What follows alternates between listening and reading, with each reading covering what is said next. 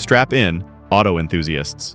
This is Highway Herald, your roadmap to the latest in auto, where engines meet economics and steel meets strategy. We dive deep into the stories that move the industry, from geopolitical power plays to shop floor shakeups. And today's episode?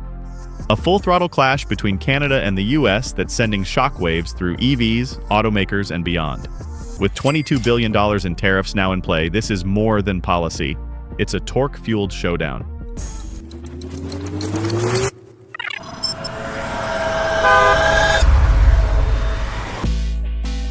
The trade Firestarter, when steel met sanctions.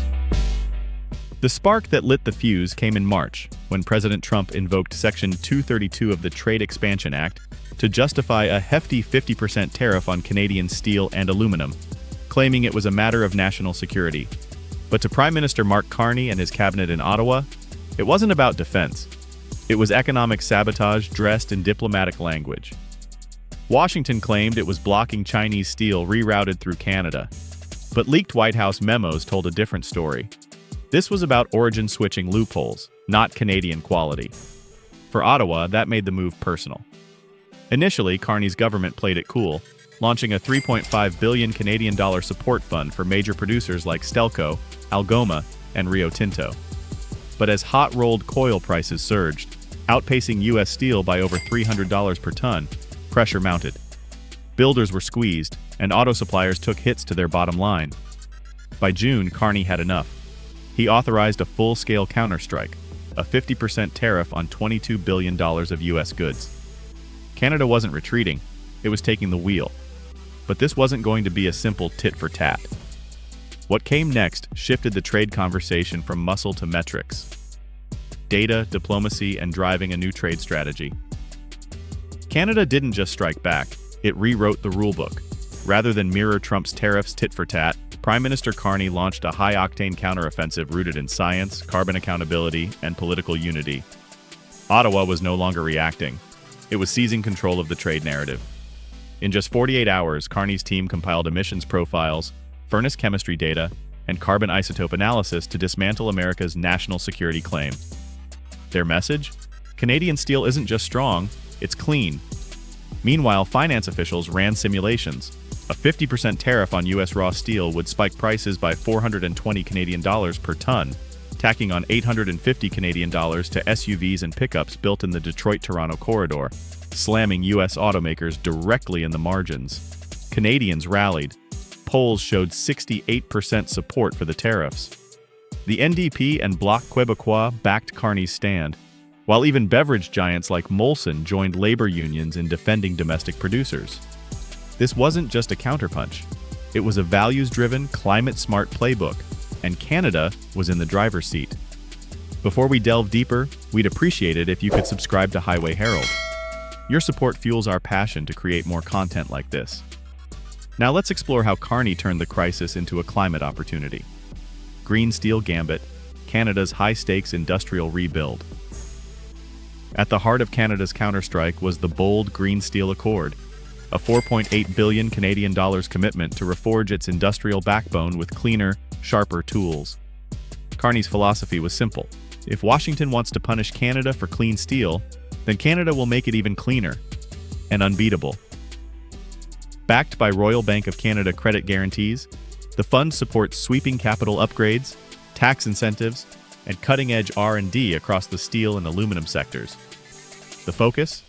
Emissions-slashing innovation. In Hamilton, ArcelorMittal Dofasco's shift to electric arc furnaces got the green light. Algoma's hydrogen-based DRI line in Sault Ste. Marie was fast-tracked. And Rio Tinto's Quebec smelter pushed forward its inert anode tech, aiming to virtually erase carbon from aluminum smelting. But this wasn't just about factories. Automakers like GM, Tesla, and Ford rely on these metals to meet clean supply chain standards under the IRA. Even SpaceX counts on Montreal alloys for its rockets. Carney connected the plan to a tariff ladder, offering de-escalation, but only if Washington drops its steel saber. Diplomacy, wrapped in carbon fiber. Still, as Canada geared up for the future, U.S. industries began feeling the squeeze, and the fallout was fierce. Industry shockwaves and political whiplash. As Canada's retaliation roared to life, corporate America hit a wall.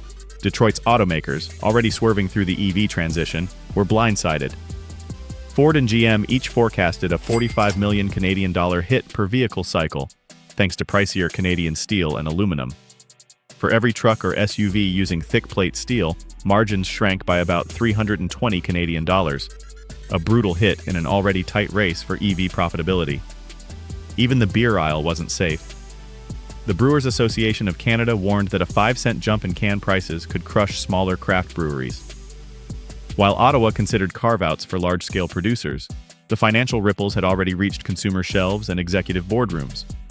Trump stayed defiant, drumming up support in steel stronghold states like Ohio and Pennsylvania. But data from the American Iron and Steel Institute painted a grim picture. A projected 7,800 job losses from declining blast furnace capacity. Meanwhile, Carney's coalition held firm. For him, this wasn't just a tariff war, it was a pivot. A values-first model challenging America's go-it-alone approach. And Washington? It was running out of lanes. And as the US stalled, the rest of the world started watching and planning their own next moves.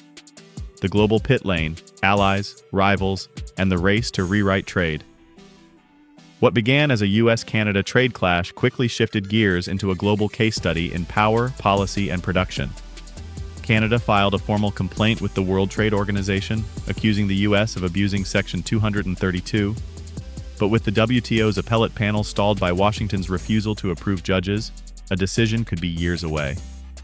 Across the Pacific, policymakers in Tokyo, Seoul, and Canberra watched closely.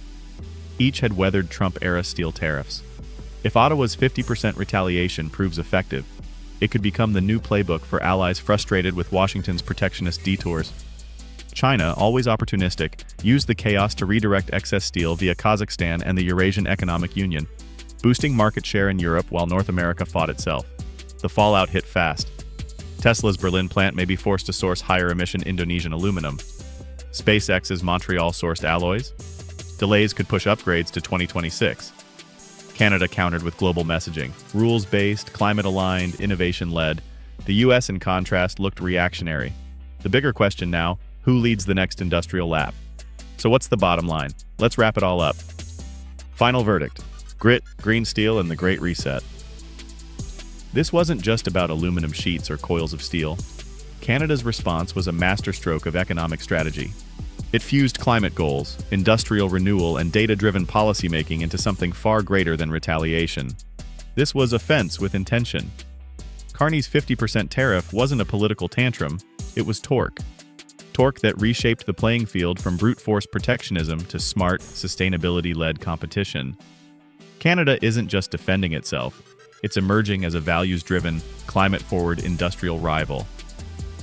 As Trump fires up campaign engines with old-school protectionism, the real test is whether voters will buy into the symbolism or feel the real-world pain of supply chain breakdowns and rising costs. This modern trade war may look like politics, but it's a full-blown industrial reset. So now we ask you, will Canada's Greensteel plan transform the future of EVs and aerospace? Can US automakers afford to stay quiet as costs mount? Are we witnessing a permanent shift in North America's trade hierarchy? Please leave a comment below to start a conversation.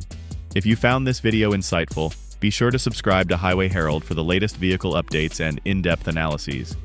Your support helps us bring you the best in automotive content. Thanks for watching, and see you next time. You can now check out any of the videos on the screen.